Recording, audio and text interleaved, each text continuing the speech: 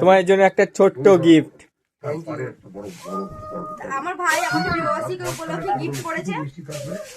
আমার দিকে তাকা, তো গিফটটা আমি ওপেন করছি, তোমারও দেখবে।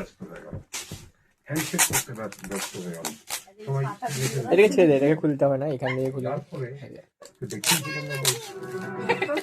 বলছে এটা আমার গিফট। এতে গিফটের কাগজটা নিয়ে নেবে, বুঝলি বাবু?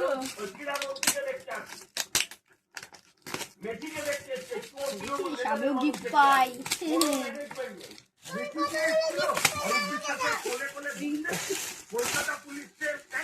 দেখ, তো দেখো আমি ওপেন করছি তোমাদের সামনে গিফটটা। আশা করছি ভালো লাগবে কালারটা।